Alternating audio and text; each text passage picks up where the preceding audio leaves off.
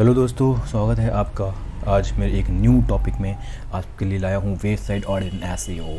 तो अगर आप सर्च इंजन ऑप्टिमाइजेशन करते हैं और आपको ये पता होना चाहिए कि वेबसाइट ऑडिट जो है क्या होता है, तो किसी भी वेबसाइट को हम एनालिसिस करने के लिए, उसकी प्रॉब्लम्स को निकालने के लिए जो है हम उसको रिजॉल्व करते हैं और पूरी की पूरी अपनी वेबसाइट को जो है एक एनालिसिस करते हैं, उसको एक उनकी प्रॉब्लम्स और उनके एरर्स को निकालते हैं। तो उसको हम वेबसाइट ऑडिट बोलते हैं। उससे हमें फ़ायदा ये होता है कि हम अपनी वेबसाइट को एनालाइज़ कर पाते हैं ठीक से, और उसमें जो भी प्रॉब्लम्स या उसमें जो भी बग्स होते हैं हम उनकी एक लिस्ट बना लेते हैं और उनको फिर हम रैंकिंग के लिए गूगल में रैंकिंग के लिए या बिंग में रैंकिंग के लिए जो है हम ईज़िली जो है उसको यूज़ कर सकते हैं। तो हेलो दोस्तों, मेरा नाम है फैज़ आलम और स्वागत है आपका मेरे यूट्यूब चैनल डीजी फैज़ में है। और आज का ये टॉपिक है वेबसाइट ऑडिट।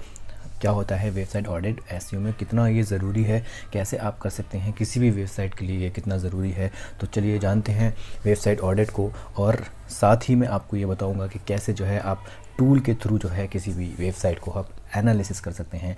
तो दोस्तों, किसी भी वेबसाइट को जब आप एनालिसिस करते हैं तो उसमें कुछ प्रॉब्लम्स होती हैं, ठीक है। अगर मान लीजिए आपकी कोई न्यू वेबसाइट है या कोई मान लीजिए आपकी एग्जिस्टिंग वेबसाइट है, तो एसईओ के पैरामीटर्स जो होते हैं यहाँ पे, उसके ऑन पेज रिलेटेड जो भी फैक्टर्स हैं वो कितने जो है फुलफ़िल हो रहे हैं, या बैकलिंक्स जो है आपका ट्रैफिक कितना है, तो ये सारी चीज़ें हम एसईओ में देखते हैं। तो वेबसाइट ऑडिट के जो है आपके कुछ टूल्स हैं, सब कुछ मैं आपको बताऊंगा इस वीडियो में कि किस तरह से आप वेबसाइट ऑडिट जो है कर सकते हैं, कौन सा टूल जो है आपके लिए बेस्ट रहेगा। फ्री टूल्स के बारे में मैं बात करूंगा यहाँ पे कि किस तरह से आप जो है फ्री टूल्स यूज़ कर सकते हैं और कैसे जो है आप अपनी वेबसाइट को एनालिसिस कर सकते हैं। तो चलिए चलते हैं एक सीधा गूगल पे और देखते हैं कि किस बेस्ट टूल के थ्रू जो है आप अपनी वेबसाइट को एनालिसिस कर सकते हैं। दोस्तों, आ चुका हूँ मैं गूगल पे और आपको जो ये मैं टूल बताने वाला हूँ ये बहुत ही बेस्ट टूल है और बहुत ही ये आपका फ्री, एक तरह से फ्री टूल है और इसको आप यूज़ कर सकते हैं। और किस तरह से आप यूज़ करेंगे वो सब कुछ मैं बताऊँगा। तो सीधा आपको सर्च करना होगा आई वेब चेक, ठीक है। आई वेब चेक जो है आप देख सकते हैं यहाँ पे, ये एसईओ ऑडिट आपका एक वेबसाइट एनालिसिस टूल है जो आपकी प्रॉब्लम्स जो है आपको ये बताता है। तो यहाँ पे मैं आपकी एक वेबसाइट ले लेता हूँ। तो ये एक वेबसाइट है जिसमें मैं आपको एक वेबसाइट एनालिसिस करके दिखाऊंगा इस टूल में कि आई वेब चेक में किस तरह से जो है आपको ये एनालिसिस करता है। तो अभी आप जैसे ही अब इसमें वेबसाइट डालेंगे ये कुछ टाइम लेगा और प्रोसेस करेगा और आपको ये आपका एक ओवरऑल स्कोर जो है एसईओ का ये बता देगा कि कितने % जो है आपका एसईओ स्कोर इसमें है। तो ये डीजीफेस की वेबसाइट मैंने जो है एनालिसिस करी और यहाँ पर आपको ये फैक्टर्स दे देता है कि किस तरह से आपका ऑन पेज आपको रिजॉल्व करना चाहिए, किस तरह से जो है आपका जो भी ऑन पेज के पैरामीटर्स जो है होते हैं, लाइक जैसे आपका साइट मैप हो गया, robot.txt हो गया, उसमें गूगल एनालिटिक है या नहीं, कंसोल है या नहीं, कितना टैक्स रेशियो है, सोशल मीडिया परफॉर्मेंस कैसी है, एवरीथिंग ये आपको सब कुछ ये बता देता है।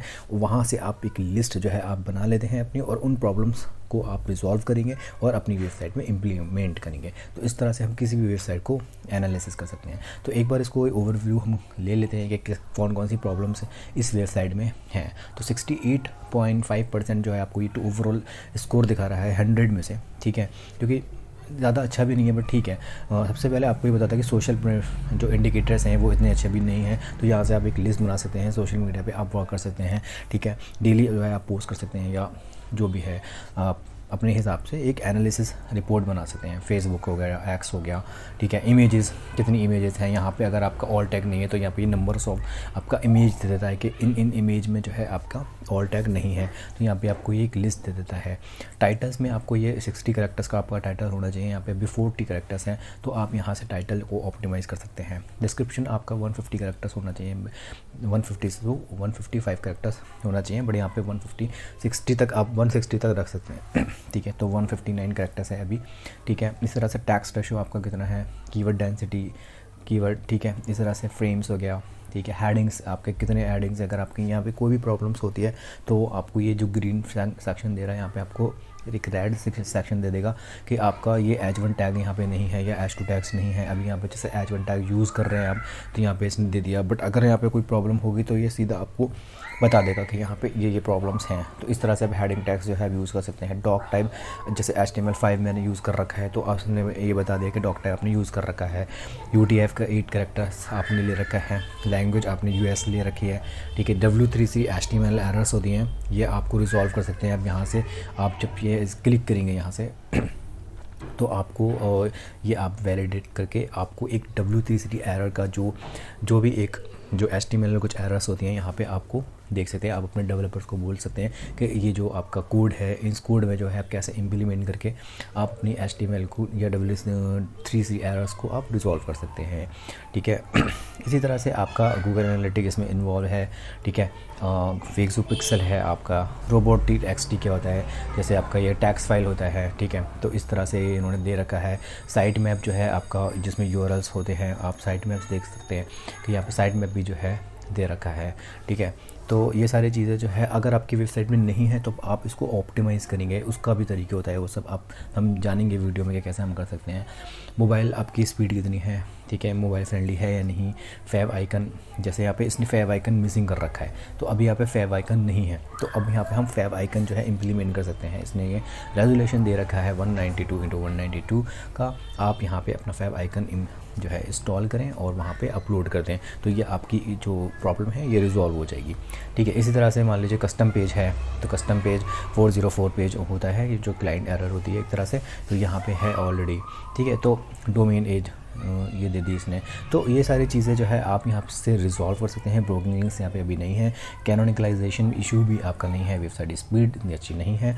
तो HTTPS SSL लेयर जो कि बहुत ज़रूरी है आपकी वेबसाइट के लिए, तो ये है, आप देख सकते हैं। तो इस तरह से ये आपका कुछ इश्यूज़ एंड प्रॉब्लम्स आपको ये दे देगा, ठीक है। यहाँ से आप एक ओवरव्यू ले सकते हैं और एनालिसिस कर सकते हैं कि किस तरह से आप अपनी कौन कौन सी वेबसाइट के जो इश्यूज़ हैं उनको आप रिजॉल्व करें, जो कि आपकी वेबसाइट की रैंकिंग के लिए जो है बहुत ही ज़रूरी होने वाले हैं।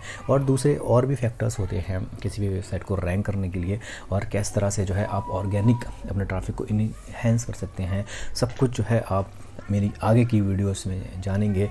एसईओ की मैं ये सीरीज़ जो है आपके लिए लाया हूँ और आपको बहुत कुछ यहाँ पे सीखने को मिलेगा। बने रहें आप मेरे साथ। मैं हूँ फैज़ आलम और आपके लिए मैं वीडियोस जो है एसईओ से रिलेटेड लाता रहूँगा। तो वीडियो अगर आपको मेरी अच्छी लगी हो और आपको ये टूल आप ज़रूर यूज़ करें इसको और इम्प्लीमेंट करें कि कैसे आप जो है अपनी रैंकिंग को या अपने वेबसाइट ट्रैफिक को इन्हेंस कर सकते हैं। तो मेरी अगर वीडियो ये अच्छी लगी हो तो प्लीज़ मेरी वीडियो को लाइक करें और मेरे चैनल डिजिफैज़ को सब्सक्राइब करें। धन्यवाद।